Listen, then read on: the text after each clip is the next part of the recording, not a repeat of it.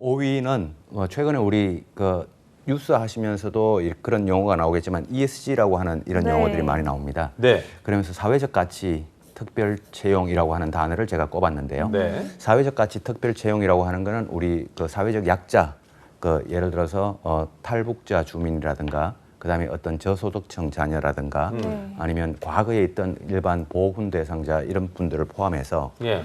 탈북자 자녀분들, 그다음에 우리 저소득층 자녀분들, 그다음에 다문화 가정 자녀분들까지. 다문화 가정이라고 하면 이제 그 외국에서 부모님 중에 한 분이 외국인 분이시고 한 분이 우리나라 국민인 상황에서 거기에서 태어난 자녀가 다문화 가정 자녀가 되는 건데 우리나라의 이제 외국인과의 결혼이 그렇게 활성화되어진 게 2000년대 이후입니다. 예. 근데 그 전에 초반에 이제 1990년대부터도 이렇게 다문화 가정이 생기기는 시작했는데 1990년대생들 중에 이제 성장해서 어른이 되면서 이렇게 은행권이나 금융권으로 취업하려고 하는 사람들한테 우리 은행권에서 기회를 주면서 사회적 가치 특별 채용이라고 하는 전형을 이번 하반기에 좀 실시를 했던 요 부분을 저는 이제 5번째 뉴스로 꼽았고요. 예.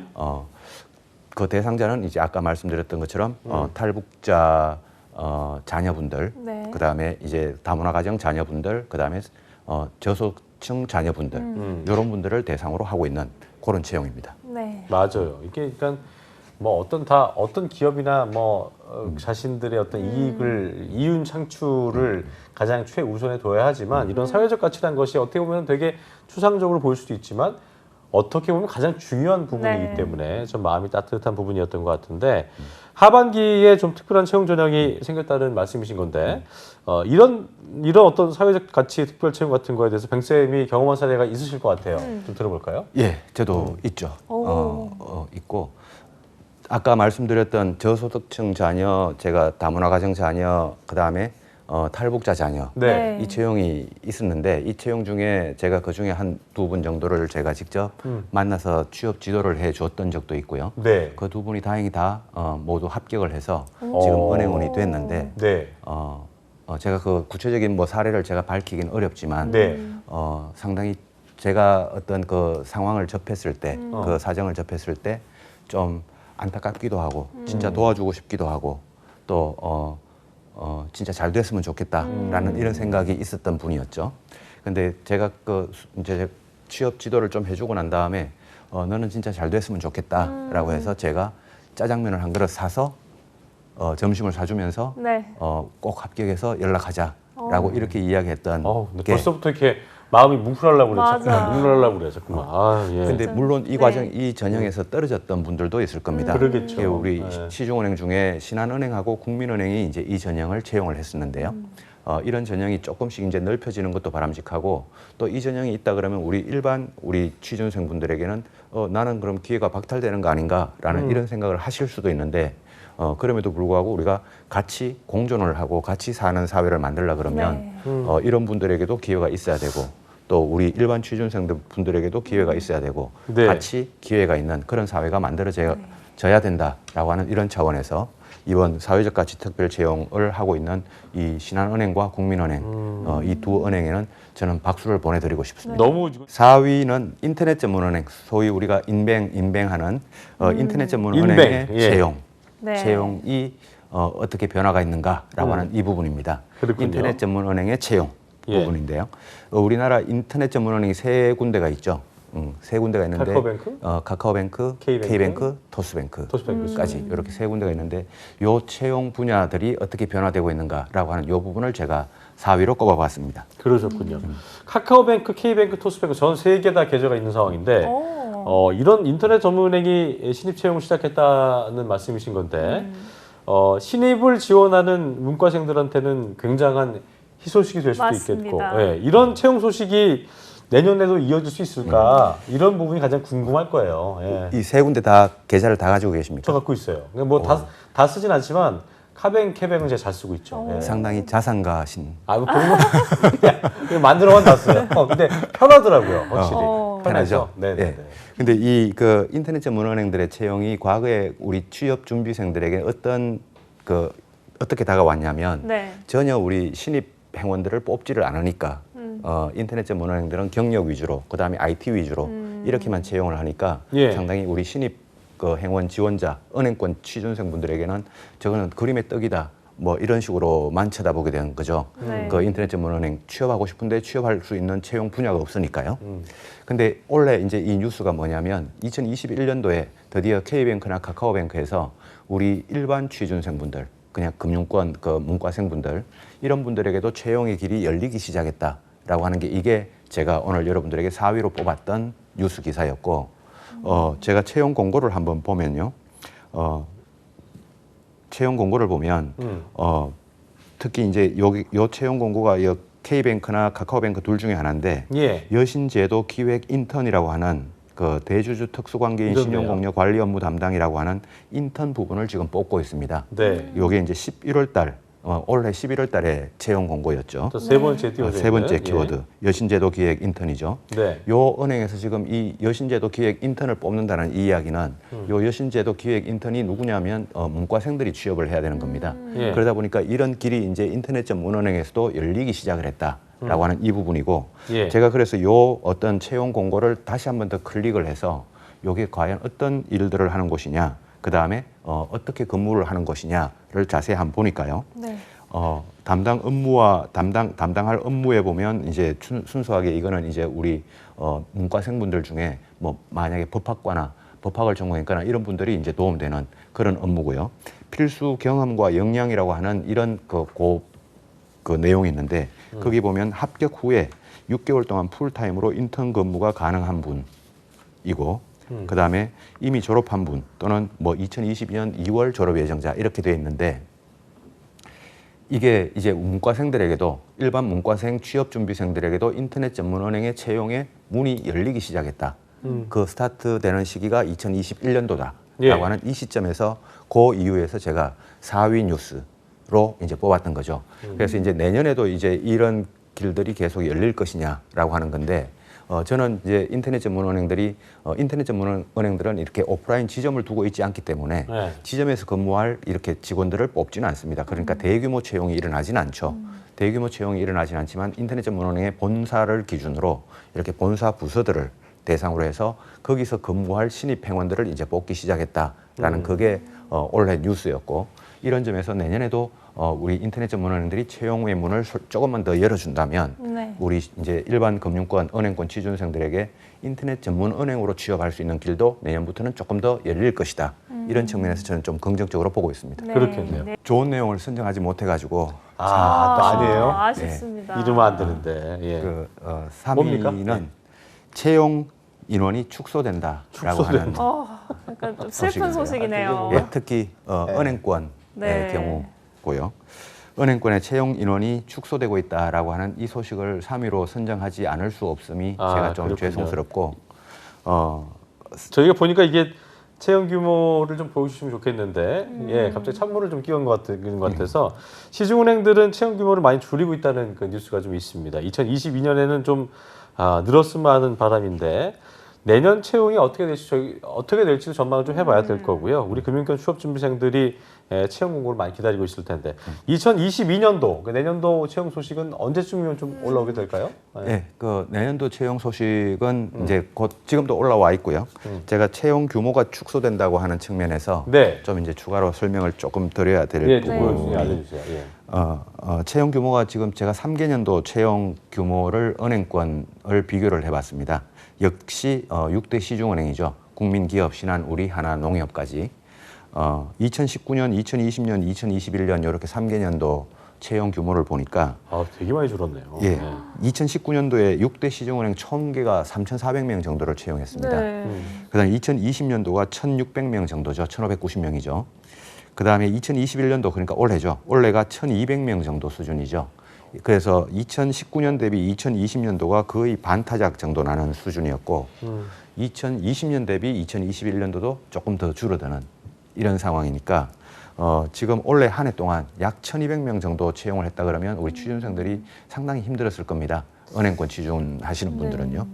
그럼에도 불구하고 이제 그래도 채용 규모를 어느 정도 좀 유지하고 있는 은행도 있고 그 채용 인원을 팍팍 줄이고 있는 은행도 있는데 그래도 그나마 좀 유지하고 있는 은행이라 그러면 농협은행 이 가장 대표적이고요. 네. 취준생들에게 농협은행은 상당히 들어가고 싶은 은행이기도 하죠. 예.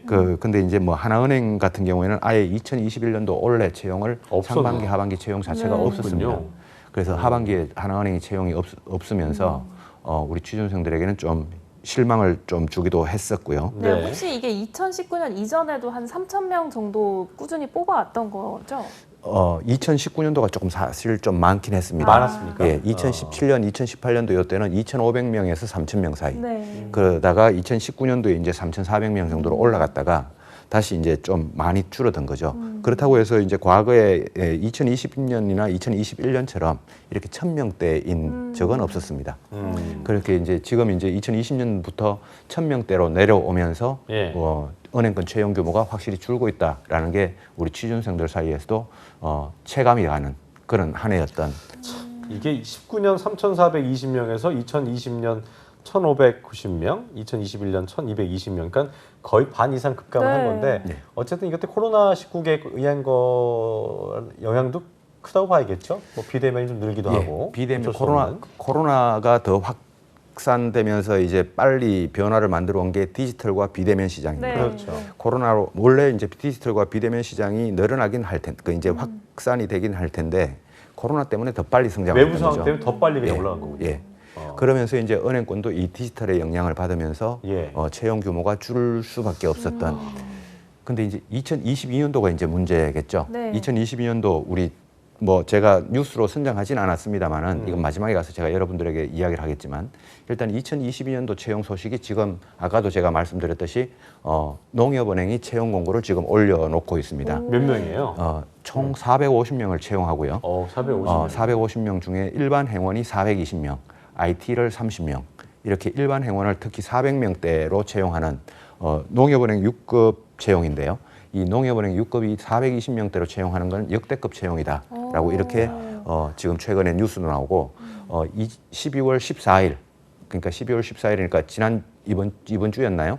이번 주 초부터 22일까지 지금 서류 접수 기간이 진행되고 있습니다. 2위는 계속되는 문송합니다라는 문서갑니다. 저희 2017년 그때 잡정보센터 때도 참 많이 했던 얘기였는데 예. 이게 참 안타까운 것이 문과생들의 취업난이 뭐 그때부터 이어지는 걸 거예요. 계속 몇 년째 이어지고 있는 상황인데 너무 슬픈 말인 것 질문에 같아요. 돼 있어요. 이게. 계속 어려울까요라고 돼 있는데 문과생들 은행권, 금융권 취업도 그렇고 이게 뭐 어디든 문과생들은 진짜 좀 어려운 거죠. 네. 예. 근데 조금 전에 제가 농협은행 6급 채용이 지금 420명 채용하는 부분을 말씀드렸지 않습니까? 네. 근데 여기에 이제 문과생분들의 영역입니다. 그렇다고 문과생분들이 다 들어간다는 게 아니라 여러분들이 도전할 수 있는 분야니까 그나마 좀 다행이다라는 이런 생각도 들고 네. 문송합니다라고 하는 이 부분은 몇 년 전부터 이제 나와서 계속 더 확산되고 있는 추세지 않습니까? 네. 그래서 이 문송합니다가 언제쯤 그만두게 될 것이냐, 그러니까 더 이상 안 나올 것이냐, 문송이 아니라 이 문과생들도 충분히 은행권에 취업문이 활짝 열릴 것이냐라고 하는 부분에 있어 가지고 제가 긍정적인 예측을 하기는 어려울 것 같습니다. 그러니까 앞으로 은행권이나 금융권은 전부 다 디지털로 바뀝니다. 디지털로 바뀌어야 되는 게 이게 트렌드고 시대적인 추세입니다. 그런데 문과생들의 영역이 그럼 하나도 없어지는 것이냐라고 하면 절대 그렇지는 않다는 것이죠. 문과생분들이 분명히 필요하고 여러분들이 들어갈 영역은 생기는데 이제 그 어떤 문의 크기가 좁아들 뿐이다, 줄어들 뿐이다. 이게 이제 변화의 트렌드고 시대적으로 우리가 받아들여야 되는 거죠. 그래서 실제로 바깥에서 이제 취준생분들을 만나보면 저는 은행권 준비하다가 이제 많이 넓혔어요. 뭐 일반 기업도 지원합니다. 이런 학생들도 많고요. 그러다 보니까 이제 은행권 취준생들의 어떤 분모, 지원자 수가 같이 줄어드는 이런 현상도 이제 생기죠. 예. 근데 지금 저도 개인적으로 은행권에서 근무를 했고 또 은행권 채용이 늘어났으면 좋겠다라고 이렇게 바라고 있는 사람이지만 그래도 또 우리가 받아들여야 될 건 받아들이고 그 안에서 긍정적인 요소로 제가 어떤 여러분들이 긍정적으로 준비를 했으면 좋겠다고 뭐 처음에 시작할 때 말씀을 드렸는데 우리가 받아들인다는 차원에서는 이렇게 큰 트렌드의 변화, 문과생들이 조금씩 이제 들어갈 영역이 줄어들고 있다라고 하는 이 변화는 우리가 받아들여야 되는 부분이 아닌가. 네. 그 안에서 문이 긍정적으로 좁아지고 있는 것 같긴 해요. 그렇죠. 그리고 보니까 뭐 이런 얘기 하잖아요. 이제 아까도 이제 얘기하셨지만 융복합 시대이기 때문에 이렇게 문과생들도 이제 문과, 이과의 개념을 떠나서 어떤 이과적 마인드를 좀 갖게 되고 마인드셋을 다시 하면서 뭐 요즘은 어린 친구들이 다 코딩 배우고 이렇게 해야 네. 되니까 시대가 변하기 때문에 제가 볼 때는 문과생들도 그런 부분들도 관심을 갖는 것도 참 중요하지 않을까 생각이 들긴 하네요. 그렇습니다. 예. 제가 뽑은 가장 큰 이슈, 그 채용 시장에서 가장 큰 이슈와 변화의 어떤 트렌드는 디지털 대전환이라고 하는 키워드입니다. 아하. 네. 이 키워드는 금융 분야의 디지털 대전환이라고 하는 이 키워드는 좋은 소식이다, 안 좋은 소식이다를 그런 떠나서 개념은 아니네요. 예, 예. 그런 중립적인 어떤 개념이고 안 좋은 소식을 1위로 뽑지 않아서 저도 다행이라고 생각합니다. 아, 네. 우리 시대의 흐름이기 때문에 정말 뭐 4차 산업혁명, 디지털 전환이 언제 이렇게 우리 생활 전반으로 파고들었나 싶을 만큼 아까 우리 뱅쌤이 굉장히 좋은 지적해 주셨던 게 이런 전환은 계속해서 차근차근 있어 왔는데 코로나 때문에 이게 갑자기 꼭 티핑 포인트 마냥 갑자기 솟아오른 그런 상황이 되어버리고 말았고 사람들이 거기에 또 급작스러운 변화 때문에 적응한 것이 참 쉽지 않은 상황인 건데 1위로 선정한 이유가 뭐 그런 부분도 있을 거고 따로 있으실 것 같아요. 예. 예, 이 뉴스는 뭐 우리 취준생분들뿐만 아니라 조금 전에 아까 제가 일부에서도 말씀드렸지만 디지털 대전환을 맞이하고 있는 건 우리 취준생분들뿐만 아니고 60대 이상의 어르신들도 이거를 맞이하고 있고 제가 그래서 아까 금융 디지털 디바이드 현상에 대해서도 이야기를 했고 오늘 아침 뉴스 나왔던 게 뭐 서울 모 구에서 60대 어르신들이 아파트에서 단체로 모 은행 본점을 방문해서 항의하는 맞아요. 그런 뉴스도 아까 제가 봤다고 말씀하신 이야기를 했지 않습니까? 이렇게 디지털 대전환이라고 하는 거는 금융 분야에뿐만 나타나는 게 아니고 우리 일상생활에서도 많이 나타나고 있습니다. 그렇죠. 가장 대표적인 게 자율주행차 같은 경우가 이제 이런 케이스죠. 그러면서 어떤 많은 직업군들도 없어지고 사라지기도 할 거고 그러면서 이제 그 중에 하나가 우리 은행원들도 일부 사라질 것이다라고 하는 이게 금융 분야의 디지털 대전환이고 이 디지털 대전환은 우리가 미래 영화나 이런 걸 보면 앞으로 엄청나게 다른 세상이 이제 우리 앞을 펼쳐질 거란 말이죠. 그런 사이드 속에서 금융 분야도 올 한 해 가장 뜨겁게 달구었던 게 바로 이 디지털 대전환. 금융 분야도 디지털로 변화되고 있다라고 하는 이런 차원의 뉴스가 되겠죠. 네, 디지털 전환이란 게 모든 산업에 적용되는 얘기인 것 같습니다.